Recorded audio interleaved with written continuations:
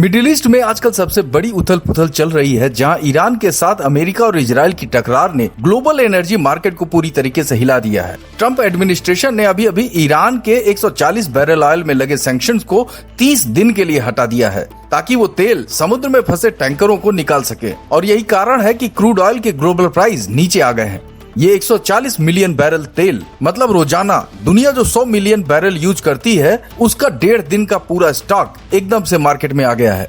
देखिए, जहां ईरान ने गल्फ के एनर्जी साइट्स पर अटैक किए हैं और रिफाइनरी एरिया में आग लगाने की खबरें लगातार आ रही हैं, जिससे सप्लाई चेन टूटने का खतरा बढ़ गया है।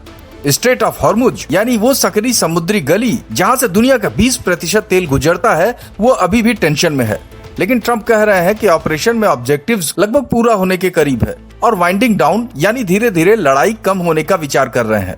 भारत के लिए मतलब ये है कि हमारा ऑयल इंपोर्ट बिल बढ़ सकता है, लेकिन अच्छी बात यह है कि हमने पहले से ही रूस और अमेरिका से डाइवर्सिफाई करना शुरू कर दिया है, इसलिए ये न्यूज एकदम शॉक नहीं लगेगा। जहां पर ब्रेंट क्रूड $112 पहुंच गया था, लेकिन अब ये टेम्परेरी रिलीज से नीचे आएगा और भारत में पेट्रोल डीजल की कीमतें स्टेबल होने की उम्मीद है। दिलचस्प बात यह है कि इजराइल ने तेहरान और बेरूत पर फ्रेश स्ट्राइक किए हैं, जबकि ईरान कह रहा है कि वो हॉर्मुज को प्रोटेक्ट करेगा।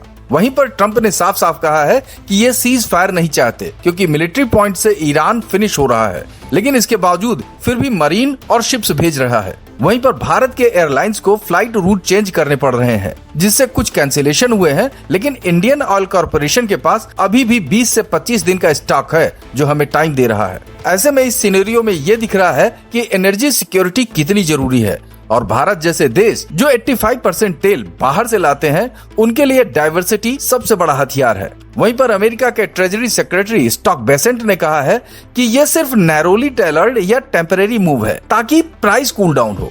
चलिए अब बात कर लेते हैं गोल्डमैन सैक्स की, जो कह रहा है कि हाई प्राइस 2027 तक रह सकता है।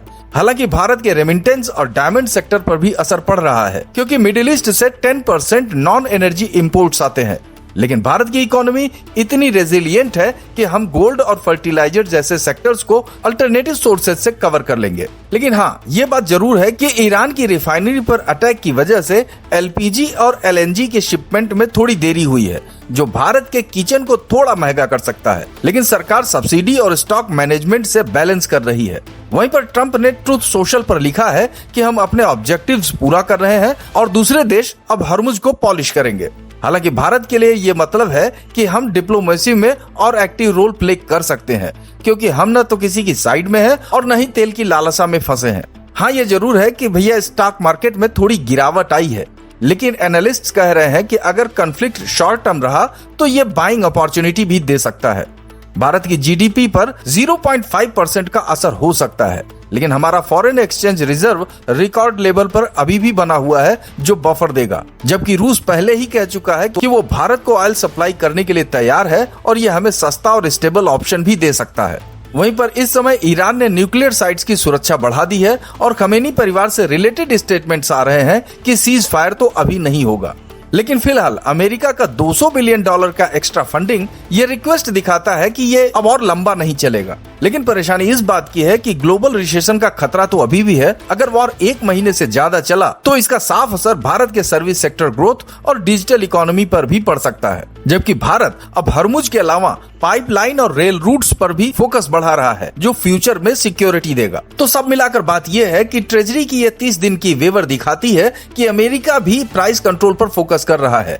फिलहाल भैया अभी भी हॉर्मुज पर टेंशन है, लेकिन ट्रंप के स्टेटमेंट से लगता है कि दूसरे देश अब रोल करेंगे और भारत शायद कूटनीतिक मदद से ऑफर कर सकता है। दोस्तों, इस बारे में आपका क्या राय है? प्लीज अपनी राय हमें कमेंट बॉक्स में जरूर दें, और अगर ये वीडियो अच्छा लगा हो तो प्लीज लाइक, शेयर, सब्सक्राइब और हाइप करना बिल्कुल न भूलें। मिलते हैं अगले दिलचस्प वीडियो में, तब तक अपना ख्याल रखें। जय हिंद।